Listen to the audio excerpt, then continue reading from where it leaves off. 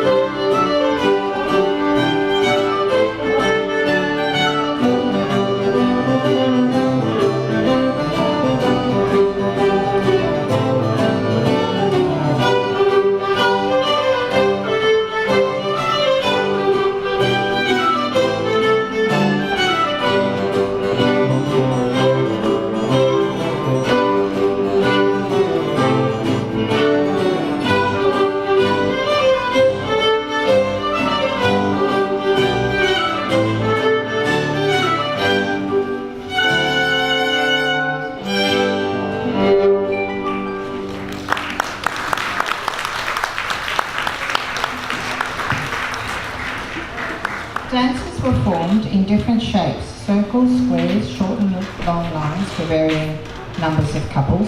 They were frequently named for people and places. This one is named for the famous park, which was a popular spot for drives and promenades. An old ballad says, "Of all parts of England, Hyde Park has a name for coaches and horses and people of fame." Similarly to how dances were traditionally started, with the top couple starting and then progressing down the set, teaching the rest of the dance as they went, You can imagine the lead musician who knew the tune starting and the rest of the band joining in as they understood the piece, improvising as they went.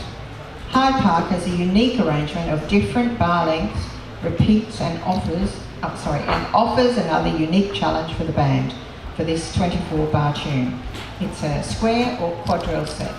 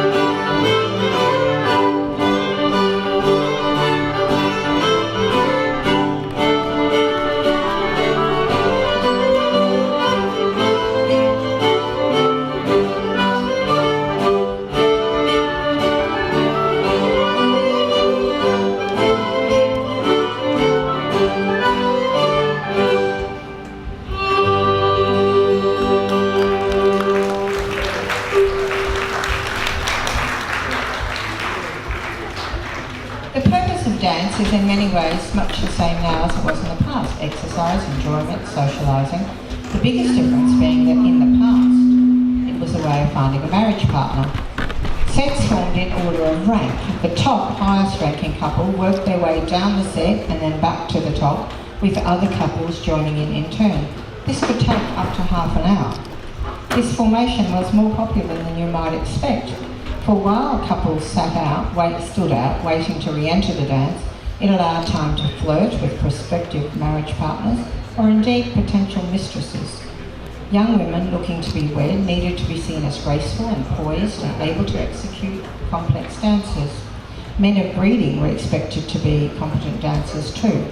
Many of them were confined to military posts, boarding schools and other male-only establishments, and thus it became perfectly acceptable for two gentlemen to dance together as partners. Ladies, on the other hand, must ask the permission of the hostess before they may do the same.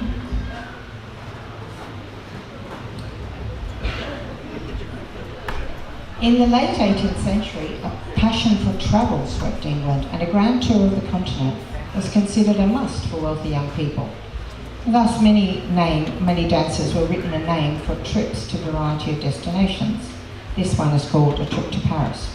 We're lucky to have room on this stage for the musicians, for in the day they would have been crushed into a teeny tiny space. Often the public assembly rooms and halls had a gallery of very modest dimensions to accommodate the musicians. A Trip to Paris is another 24-bar tune, this time with no repeats. It is a more interesting and varied chord structure.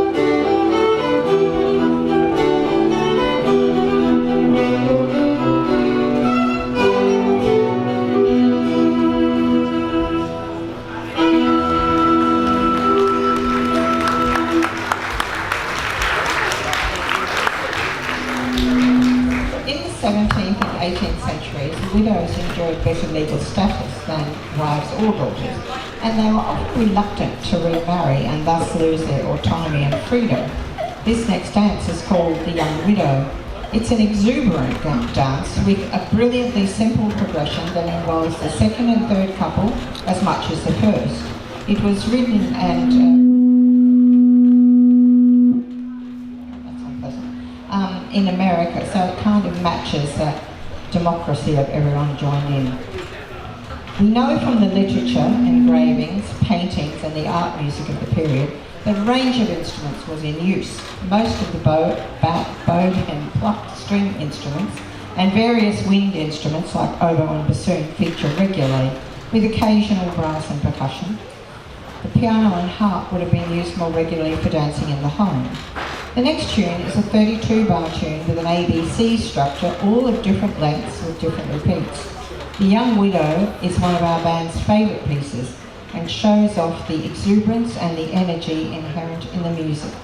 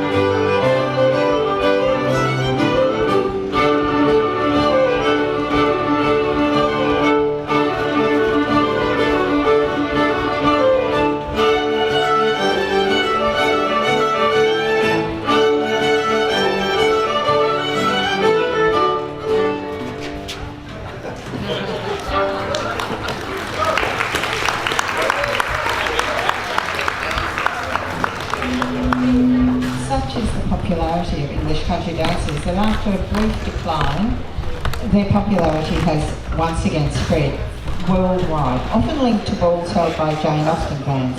If you search YouTube, you will find these dances being performed as far away as Russia and Italy, as well as being very widespread in the UK and America.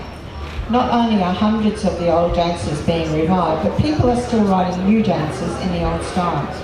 Did you know that there's an annual competition for newly composed dances at the National Folk Festival in Canberra?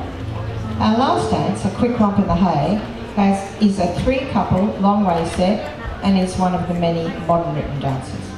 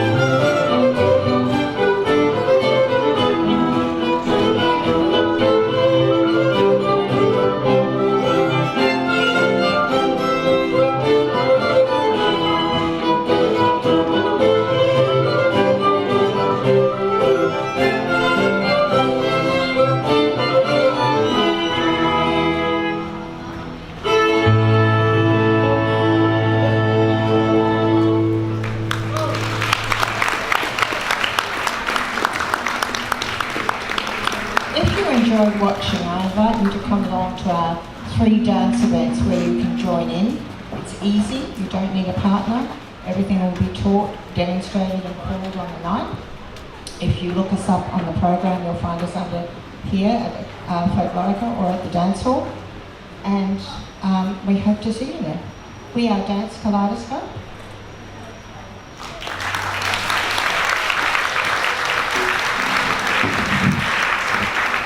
And Sounds Austen.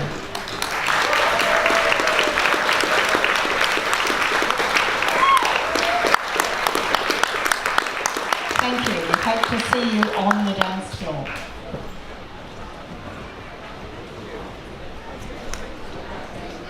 nice.